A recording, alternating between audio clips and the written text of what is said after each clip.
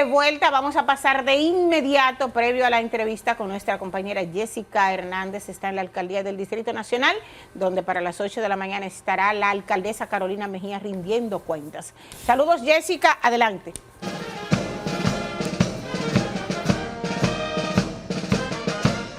Muy buenos días, compañeros de Ahora de Diálogo Urgente. Nos encontramos precisamente frente al Ayuntamiento del Distrito Nacional, donde la alcaldesa Carolina Mejía rendirá cuentas de su gestión con el compromiso de la transparencia del gobierno. Esa será su segunda rendición de cuenta formal tras ser reelegida en las elecciones municipales del 2024. Mejía, quien fue elegida por primera vez como alcaldesa en el 2020, ha reiterado en diversas ocasiones la importancia de mostrar de forma clara el manejo de los recursos públicos. En su próxima intervención se espera que detalle los principales logros y retos de su gestión en el último año.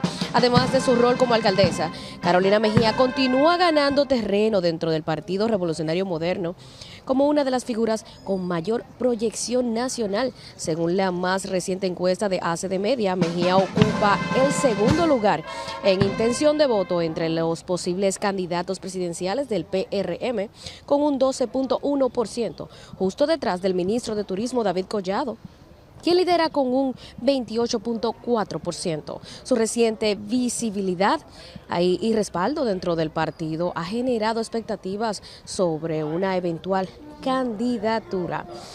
Esto aquí se prevé que llegue la alcaldesa a rendir cuentas. La presencia de Mejía en actos oficiales recientes, acompañada de legisladores y figuras claves del PRM, ha sido interpretada por muchos como una señal clara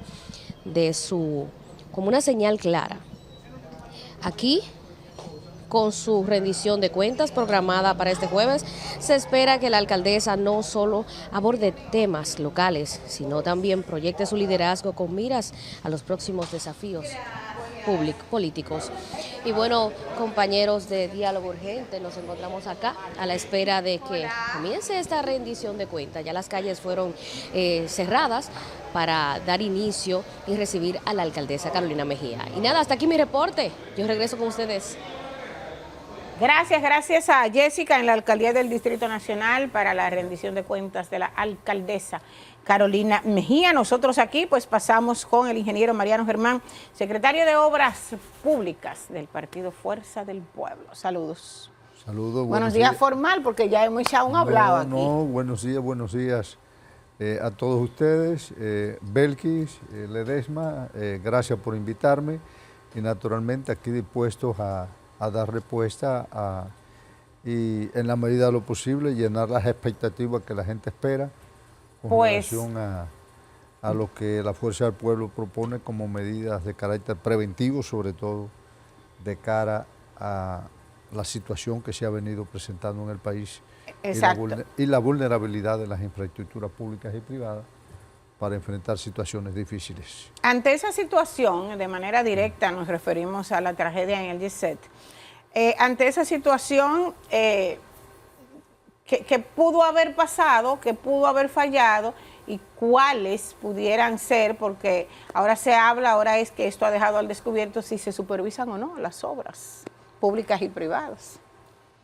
No, es evidente que hay una debilidad a nivel de las instituciones llamadas a supervisar, fiscalizar e inspeccionar las obras tanto públicas como privadas, y frente a esa debilidad de las instituciones públicas, pues ha sido evidente que eso ha sido el motor que ha permitido que toda la infraestructura del país, en una gran cantidad, sobre todo tanto a nivel de infraestructura pública como privada, no tenga supervisión adecuada y en consecuencia haya una debilidad que se manifiesta y que en este caso particular, en el YC, pues evidentemente arroja todas las pérdidas de vidas humanas que se ha venido cuantificando.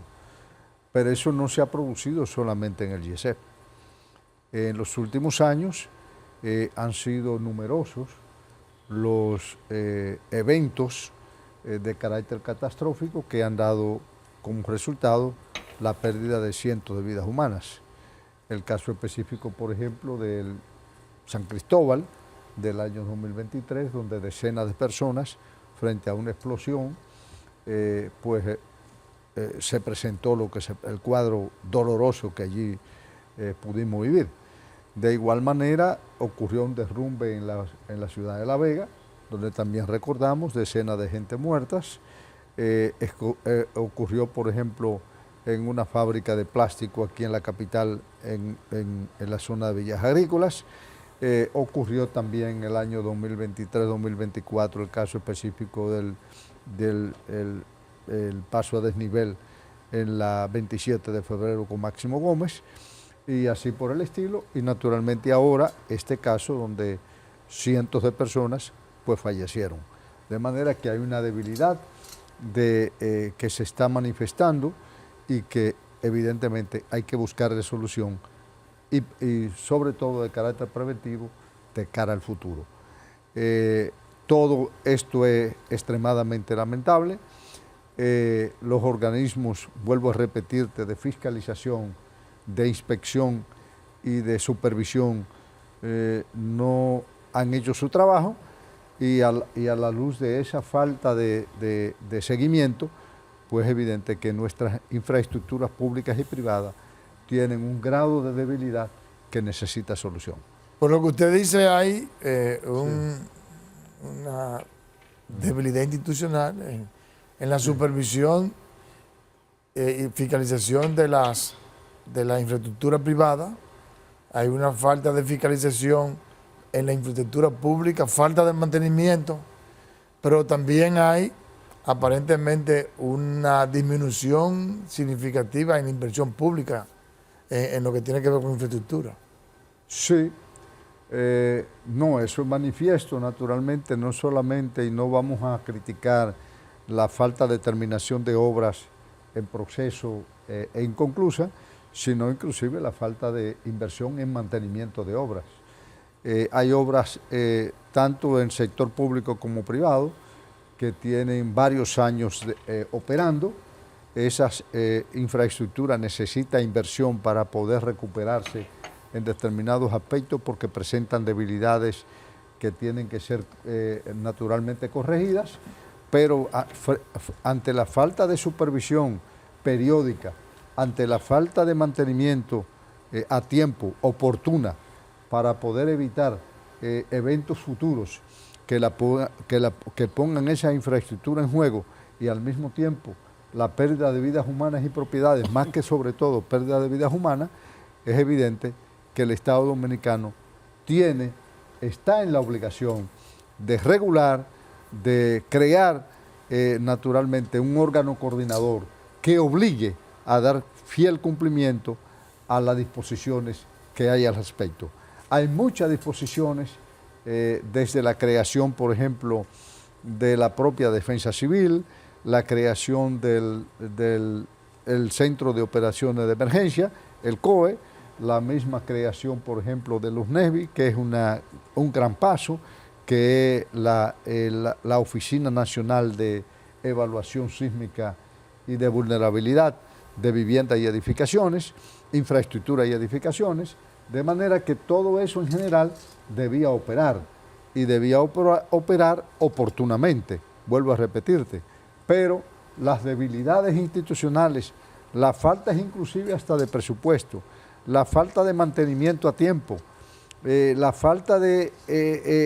hay infraestructura, por ejemplo, edificaciones que tienen 40, 50 años operando, y entonces tú dices, bueno, ¿y qué seguimiento le hemos dado a esa infraestructura para verificar que tal y como establecen los reglamentos que se conocen al respecto, y que hay muchos reglamentos en el país?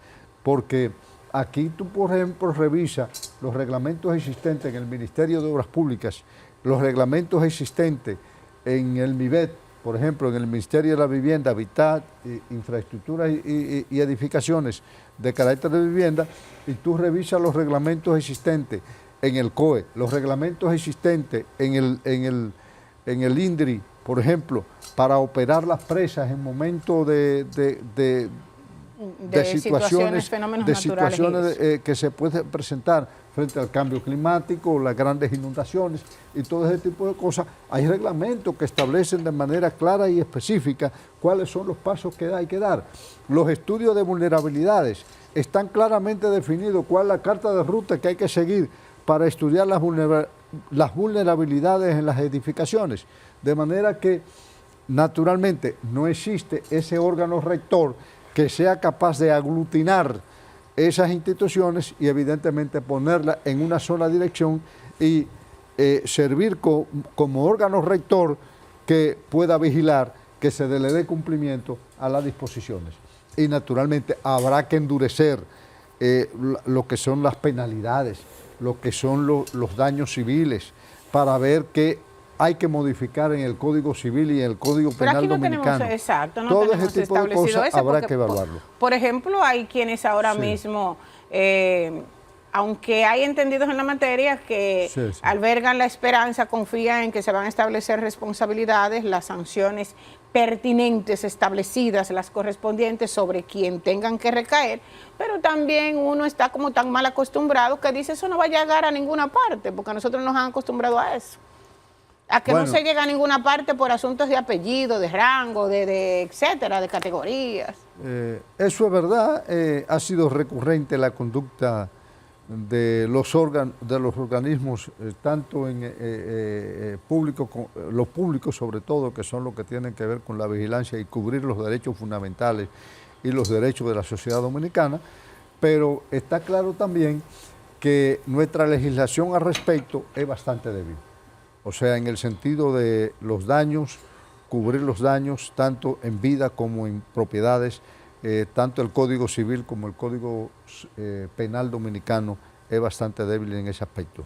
De manera que habrá que reformar las leyes, habrá que evidentemente no solamente la sanción moral de la sociedad tendrá que intervenir, sino también que cuando tú comete una falta, pues haya el régimen de consecuencias establecidos en los códigos que diga, bueno, las penalidades que a ti te corresponden por haber convertido esto en lo que se convirtió y haber permitido que esto llegara hasta aquí, te transforma esto en una pena de 30 años de cárcel. Eso no lo establece la ley dominicana, ni siquiera 10 años, ni siquiera 5 años. Entonces, frente a 230 muertos, que son los evaluados, 232 muertes, más 300 niños que se dice por ahí que quedan huérfanos. Más los lesionados. Más los lesionados, más las pérdidas materiales, más gente que tú dejaste sin manutención en el futuro. ¿Quién va a darle seguimiento a la educación, a la salud, ¿tú entiendes? Al mantenimiento de todos estos niños que quedaron huérfanos? Todo eso hay que contemplarlo en una nueva legislación que diga, bueno, cuáles fueron los daños que causé.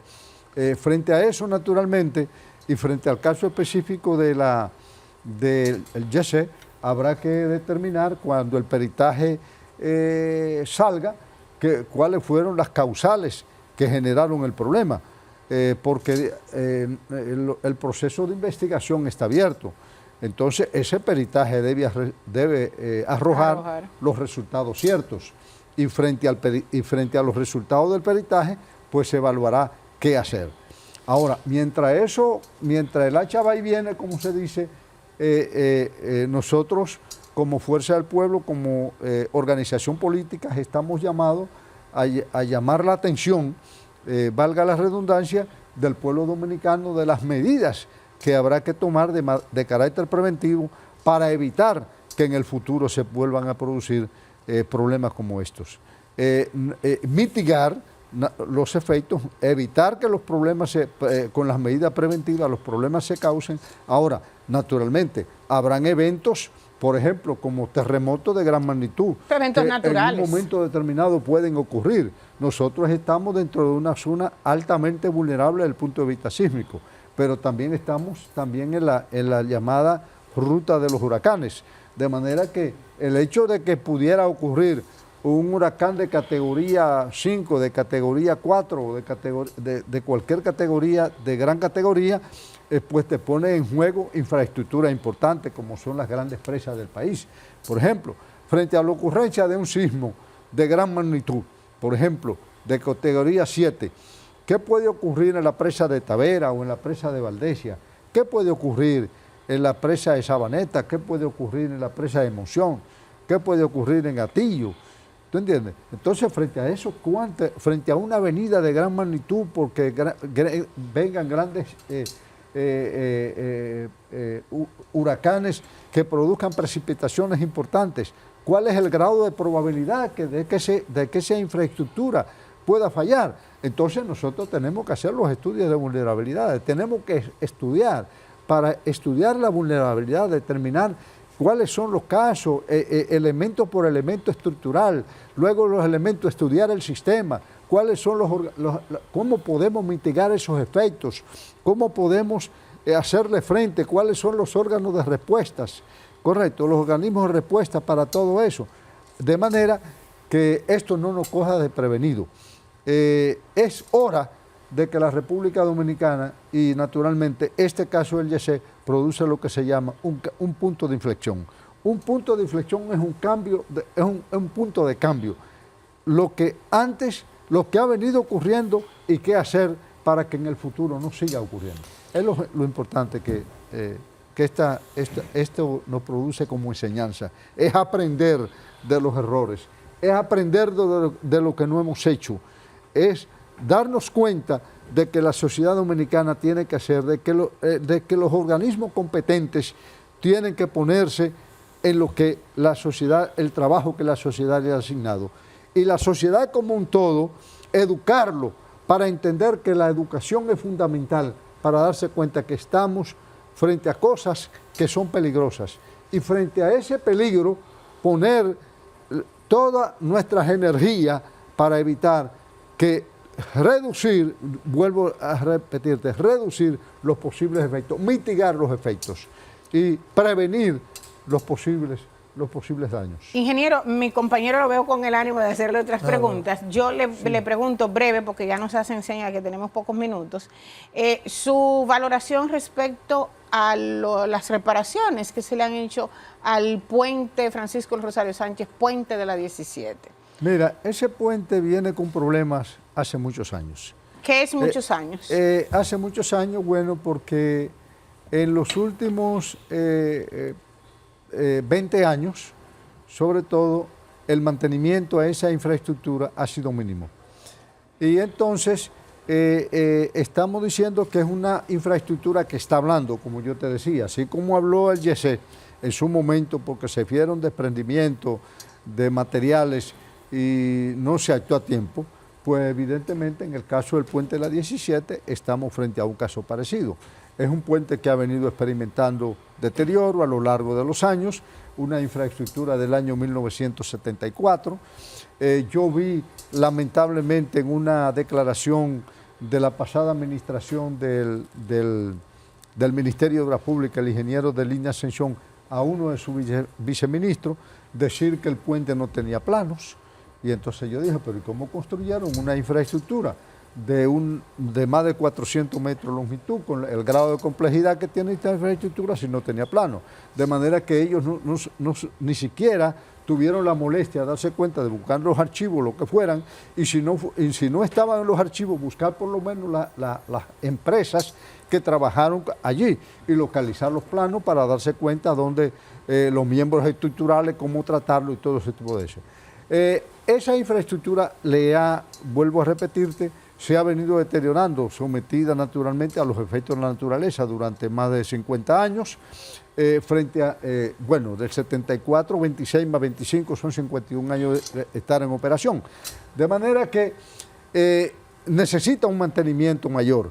Y frente a eso, el gobierno no ha actuado con la rapidez y oportunamente que demanda la circunstancia. De manera que lo que nosotros llamamos la atención del nuevo ministro de Obras Públicas, que lamento en lo más profundo de mi corazón las pérdidas humanas que se produjeron, inclusive a su familia, a uno de sus hijos y la esposa, de doña Melba Grullón, la esposa de Luis Oceja, naturalmente de poner suprema atención al caso del puente de la 17 para que se le dé el mantenimiento que necesita, los cambios que habrá que hacer a algunos miembros estructurales para que esto opere adecuadamente y la población se sienta segura.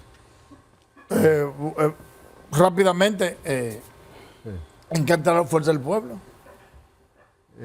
Bueno, la Fuerza del Pueblo, ¿en qué aspecto? En su proceso organizacional. Porque pasamos por un proceso, el proceso de definir los estatutos, definir las líneas orgánicas, definir todo lo que se llaman las diferentes secretarías, y de caras entonces estamos en el nuevo Congreso que se llama Manolo Tavares Justo, que tiene que ver con la elección de sus nuevas autoridades. Eso se está trabajando. Naturalmente en este momento, frente a la crisis que se ha presentado en el país y frente a la pena que ha causado todas estas pérdidas, las pérdidas de vidas humanas, pues el proceso se ha hasta cierto punto detenido y pensamos que en el próximo mes ya comenzaremos de nuevo y el partido elegirá naturalmente dentro de su estructura lo que entiende que son sus mejores autoridades para enfrentar los grandes desafíos que nos corresponden en el año 2028. Gracias, ingeniero. Gracias. Nos dicen que ya no tenemos tiempo. Siempre con usted nos resultará corto el tiempo, muchos conocimientos, mucho de qué hablar. Así que está abierta la invitación desde ya para una próxima entrega. Gracias a ustedes también por su sintonía. Hasta mañana, si Dios quiere. Le agradezco infinitamente.